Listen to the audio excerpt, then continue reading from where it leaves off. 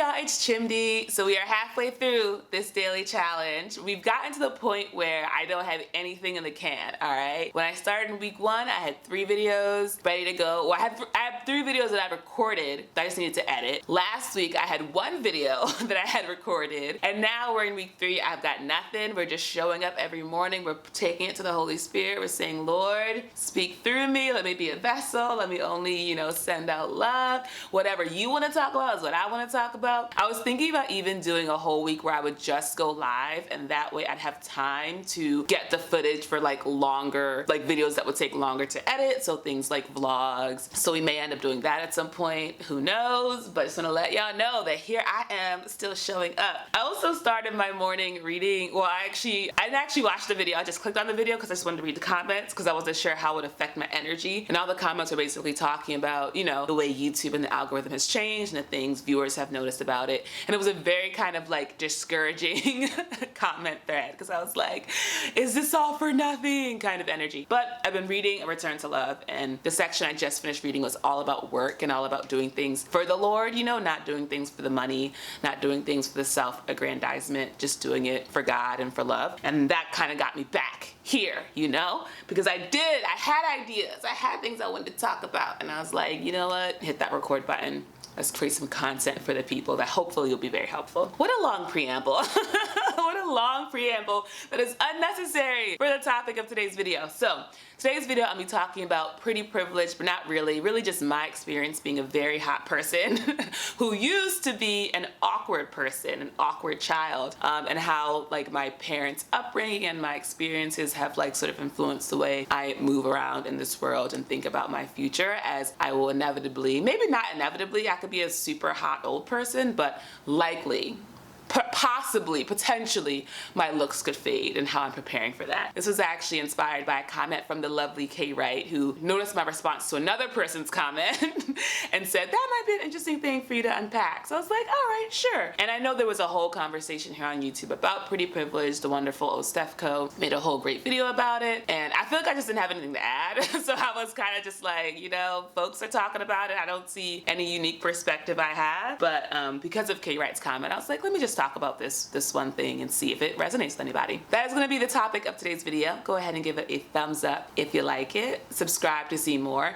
One of the things that I saw in the comment section about that video about the YouTube algorithm was actually that once folks subscribe to people, they stop seeing their videos. So I'm like, should I stop asking people to subscribe to me so they just actually watch the content I create? But honestly, I don't have the mental bandwidth, I don't have the emotional energy to think about that side of things. I have to just focus on the creating side of things and leave the rest to the Lord. So the comment that Kay Wright referenced is one where I was talking about, being this wonderful hot person and how I recognized that this was going to fade away, right? I cannot count on my hotness to be a thing that I would have for the rest of my life. And so I needed to make sure I was always taken care of in other areas. And that's why here on YouTube, even though I truly have y'all a banging body and a fantastic butt, and y'all know that one, because I be throwing them butt shots in the videos, all right? There's a nice looking butt. Despite all that, the majority of my videos we doing here. You're not even gonna see the tops of my titties. We're just gonna see right here to here.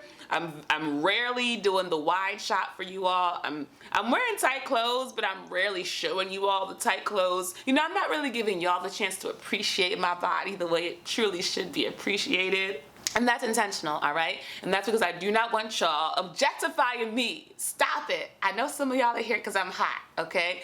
I get it, but stop it, okay? Just like me for my ideas and my energy. The reason why I do that is because I recognize that external stuff, not only are there many beautiful people who have tons of hot bodies, so that isn't really a factor that separates me from other people in a meaningful way, but that is the stuff that's gonna fade. And so I really try to focus on the stuff or on what I think is the ultimate unlimited resource and the true source of anything that matters, which is my energy, and that comes from the Holy Spirit and that comes from God. So I really try to focus on just making sure sure my energy and how I show up and how I create for you all is showing from that place of love, because that is truly what I have to offer. Part of the reason why I have this attitude towards my looks, and I don't think it's a common attitude among hot people, though at the last hot people meeting, it didn't come up in conversation, so I can't say, we didn't take a vote, you know, we didn't take a poll and decide what our top concerns were. But from what I've seen in our media and on YouTube too, even when you're hot as a young person,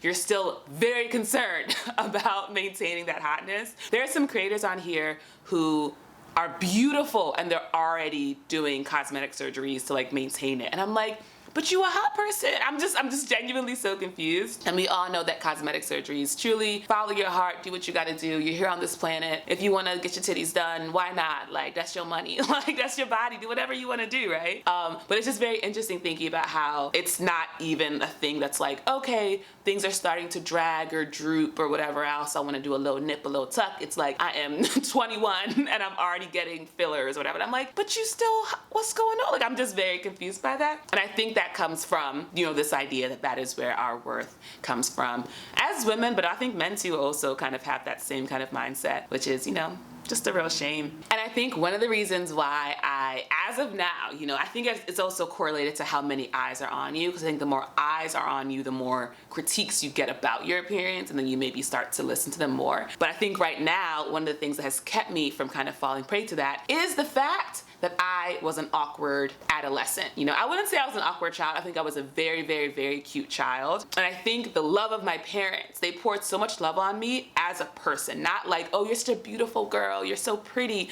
It was like, you, great. Who you are, wonderful, you know? So it was very like, it was very just like the core, my essence was a wonderful essence. It wasn't that I had to show up a certain way or be a certain way or do a certain thing. It was like, who you are, great, we love it, you know? And as a result, I had very high self-esteem.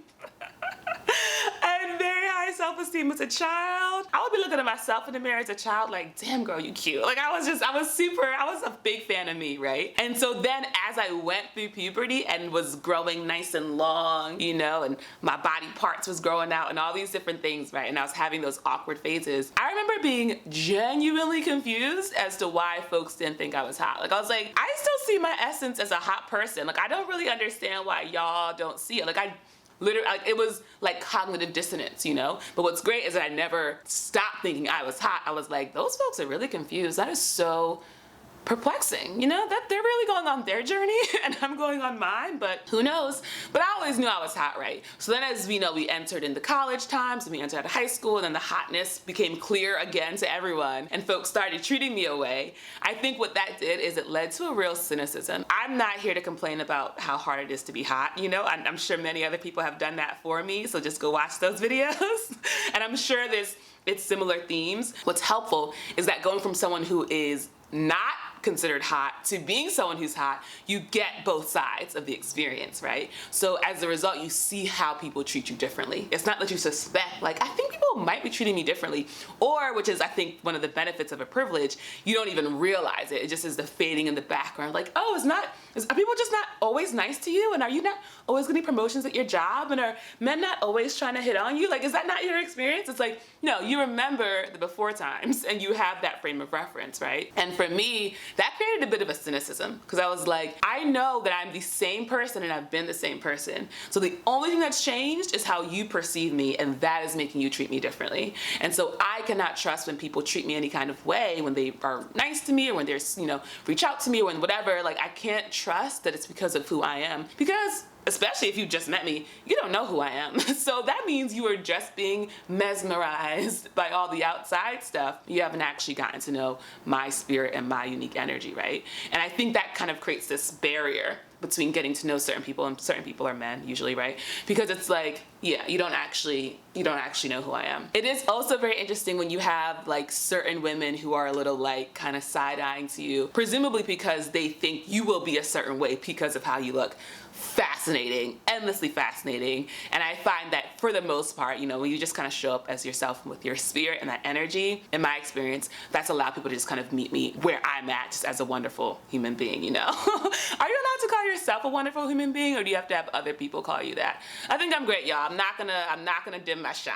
I think I'm great. But what's nice, I think, about not having your beauty be the thing that you are known for in your adolescence and from your family too, is that you don't think that that's all you have, right? You don't think it's all you have, so you don't think it's all you have to protect and maintain. You realize there's so much more than that, and then you cultivate the parts of you that are so much more than that. So I think that's a big reason why I have the energy that I have, is because I've realized that, you know, how you make people feel is the thing that matters the most. And so I want to have an energy where people feel loved and feel heard and seen and appreciated.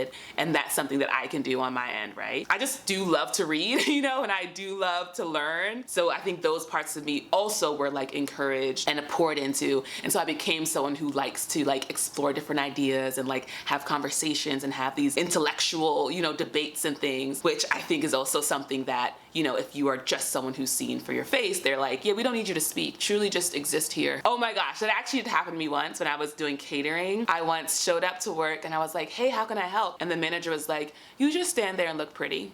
And I was taken aback. I've had so few examples of people being like straight up like, no, we're not here. We're not interested in you. It's just the outside. I was like, and I still don't even really know what that energy was from that lady, but whatever. But yeah, I think just having a personality in general, right? Like having things I'm interested in, things that I do in my free time, having passions and pursuits, and just having a whole world in addition to my appearance and the beauty and all that stuff. You know, I think it's helped make me a very well-rounded person. And I think because I've had those phases of not being viewed for like, not being valued or, you know, cherished for my outsides, has kind of reinforced like, yeah, like I'm actually a whole person. And I think I don't go to a lot of parties now, but I feel like I remember being in like college, you know, like that around that time, and I would go to parties and stuff, and I remember the almost genuine surprise when I would talk to people, men, and they would just be so shocked that I had something to say, and I was like, is that because of me, or is that because of you? Like,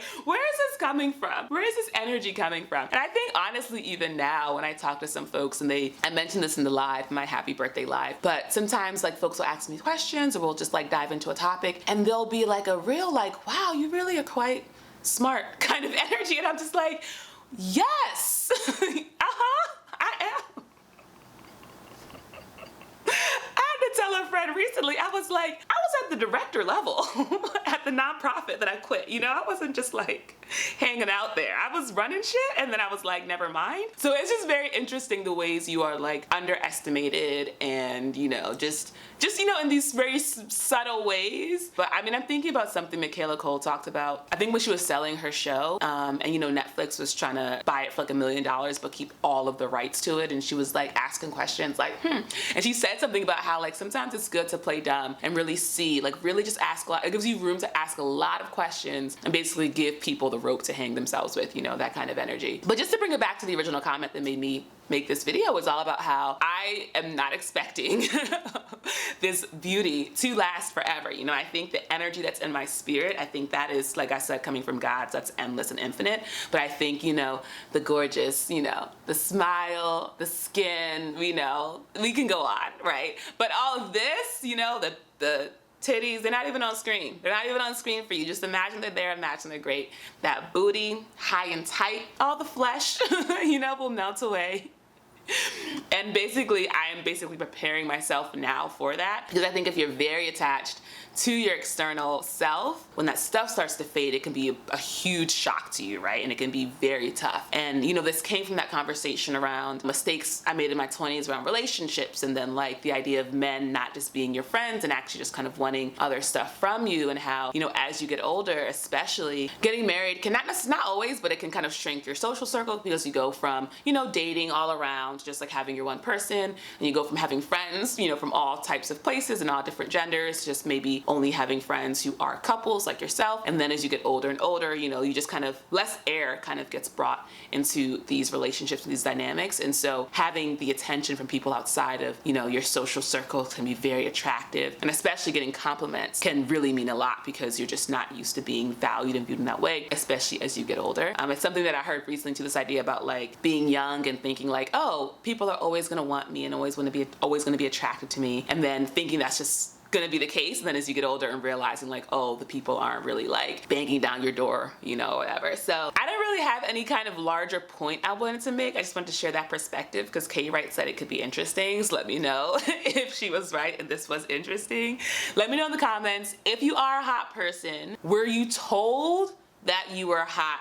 Like, was there a lot of love poured on you when you were growing up? Because that's something that Marianne Williamson talks about in A Return to Love, is that there are no ugly people. There are just people who were given a lot of love when they were younger and continue to be given a lot of love. And the folks who are quote unquote ugly are the ones who wasn't extended that same kind of love to them. So let me know if that resonates with you. Also, if you're a hot person, let me know if you have seen your relationship to your hotness change with time and with age, and if you are preparing yourself for any potential loss in your hotness as you get older. If you do not consider yourself a hot person, and I just want to clarify, I have the actual sexiest subscribers. So if you don't consider yourself a hot person, that's you. Like, you are not seeing things correctly, because truly by being subscribed to me, you actually are quite sexy. So there's something going on in your own journey, but why don't you think you're hot? Because you are, because that's weird. What's going on that you don't think you're hot? Because you are, you know? And I just want to affirm that for you. Give this video a thumbs up if you liked it. Subscribe if you are sexy / you want to be sexy, and join my community of the sexiest subscribers. I will see you all in the next video. Thanks for watching. Bye.